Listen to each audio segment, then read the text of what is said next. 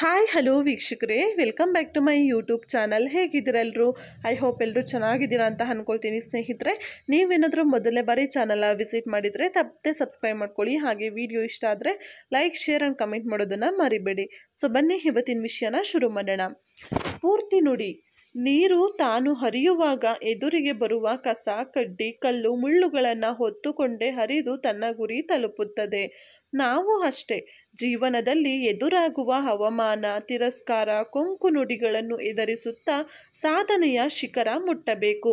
ಹೌದಲ್ವಾ ಸ್ನೇಹಿತರೆ? ಸೊ ಇವಾಗ ಇಲ್ಲಿ ನೀರನ್ನು ತುಂಬಾ ಚೆನ್ನಾಗಿ ಉದಾಹರಣೆಯಾಗಿ ಕೊಟ್ಟಿದ್ದಾರೆ.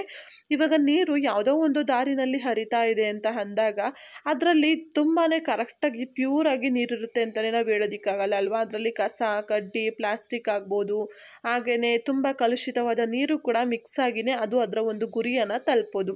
ಸೊ ಹಾಗಂತ ಇಲ್ಲ ಕಸ ಬಂತು ಅಥವಾ ಕಡ್ಡಿ ಇರದೆ ನೀರಲ್ಲಿ ಅಂತ ಆ ನೀರು ಅಲ್ಲೇ ನಿಂತ್ಕೊಳ್ಳೋದಿಲ್ಲ. ಅದ್ರ ಕೆಲಸನ ಅದು ಮಾಡ್ತಾ ಅದ್ರ ಗುರಿನ ಅದು ಮುಟ್ತಾ ಇರುತ್ತೆ ಅಲ್ವಾ. ಸೊ ಹಾಗೆ ಮನುಷ್ಯ ಕೂಡ ಹಾಗೇನೆ ಇರಬೇಕು. ಜೀವನದಲ್ಲಿ ನಾವು ಯಾವುದೋ ಒಂದು ಗುರಿನ ತಲುಪೋಕ್ಕೆ ಹೊರಟಿದ್ದೀವಿ ಅಂತ ಅಂದಾಗ ಅದರ ಮಧ್ಯದಲ್ಲಿ ತುಂಬ ಜನ ಬಂದೋಗ್ತಾರೆ. ಕೆಲವೊಬ್ರು ನೀವು ಮಾಡೋದನ್ನ ಸರಿ ಅಂತ ಹೇಳ್ತಾರೆ, ಕೆಲವೊಬ್ರು ತಪ್ಪು ಅಂತ ಹೇಳ್ತಾರೆ, ಇನ್ನು ಕೆಲವೊಬ್ರು ಈ ದಾರಿ ಬೇಡ ಆ ದಾರಿಯಲ್ಲಿ ಹೋಗು ಅಂತ ಹೇಳ್ತಾರೆ, ಇನ್ನು ಕೆಲವೊಬ್ರು ನಿನಗೆ ಯಾಕೆ ಬೇಕಿತ್ತು ಇದೆಲ್ಲ ಅಂತ ಕೂಡ ನಿಮ್ಮನ್ನು ನಿಲ್ಲಿಸೋಕೆ ಅಂತ ನೋಡೋರು ಕೂಡ ಇರ್ತಾರೆ. ಸೊ ಆದರೆ ನಿಮಗೆ ಗೊತ್ತಿರಬೇಕು ನಿಮ್ಮ ಒಂದು ಗುರಿ ಯಾವ ಕಡೆ ಇದೆ, ಹಾಗೆಯೇ ನಿಮ್ಮ ಒಂದು ಉದ್ದೇಶ ಏನು ಈ ಕೆಲಸದಲ್ಲಿ ಅನ್ನೋದು ನಿಮಗೆ ಗೊತ್ತಿದ್ರೆ ಸಾಕಾಗುತ್ತೆ ಸ್ನೇಹಿತರೆ. ಬರುವಂತಹ ಯಾವುದೇ ಅವಮಾನ ಇರ್ಬೋದು, ಯಾವುದೇ ಕೊಂಕು ಮಾತುಗಳಿರ್ಬೋದು, ನೀವೇನೇ ಕೆಲಸ ಮಾಡಿದರೂ ಕೂಡ ಮಾತಾಡೇ ಆಡ್ತಾರೆ. ಯಾಕಪ್ಪ ಅಂದರೆ ನಮ್ಮ ಕೈಲಿರುವಂತಹ 5 ಬೆರಳಲ್ಲಿ ಎಲ್ಲ ಬೆರಳು ಕೂಡ ಈಕ್ವಲ್ ಆಗಿದೆಯಾ? ಖಂಡಿತವಾಗ್ಲೂ ಇಲ್ಲ. ಹಂಗಂದಮೇಲೆ ಜನಗಳು ಹೇಗಿರ್ತಾರೆ ಅಲ್ವಾ. ಸೊ ನಿಮ್ಮ ಮನೆಯಲ್ಲೇ ನೀವು 5-6 ಜನ ಇದ್ದೀರಾ ಅಂತ ಅಂದಾಗ ನೀವೇನೋ ಒಂದು ಕೆಲಸ ಮಾಡೋಕ್ಕೆ ಹೊರಟಾಗ 5 ಜನದ ಮೈಂಡಲ್ಲೂ ಕೂಡ 5 ರೀತಿಯಾದಂತಹ ಅಭಿಪ್ರಾಯಗಳು ಬರುತ್ತೆ ಅಲ್ವಾ. ಹಾಗಂದಮೇಲೆ ನಾವು ಮನೆ ಜನಗಳೇ ಅಭಿಪ್ರಾಯ ಆ ರೀತಿ ಇದ್ದಾಗ ಹೊರಗಡೆ ಜನಗಳ ಅಭಿಪ್ರಾಯನ ನಾವು ತಿಳ್ಕೊಂಡು ಕೆಲಸ ಮಾಡೋಕ್ಕೆ ಹೊರಡ್ತೀವಿ ಅಂದರೆ ಖಂಡಿತವಾಗ್ಲೂ ಅದು ಸಾಧ್ಯ ಆಗೋದಿಲ್ಲ.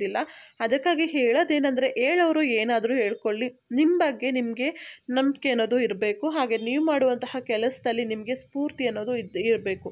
ಹಾಗಿದ್ರೆ ಮಾತ್ರ ಖಂಡಿತವಾಗ್ಲೂ ನಿಮ್ಮ ಗುರಿನ ನೀವು ತುಂಬಾ ಸುಲಭವಾಗಿ ಹಾಗೆ ತುಂಬಾ ಕಷ್ಟಪಡ್ತಾನೂ ಕೂಡ ಸೇರಬಹುದು ಅಂತಲೇ ಹೇಳ್ತೀನಿ. ವಿಡಿಯೋ ಇಷ್ಟ ಆದರೆ ಲೈಕ್ ಮಾಡಿ, ಶೇರ್ ಮಾಡಿ, ಹಾಗೆ ಚಾನಲ್ ಸಬ್ಸ್ಕ್ರೈಬ್ ಮಾಡೋದನ್ನ ಮರಿಬೇಡಿ.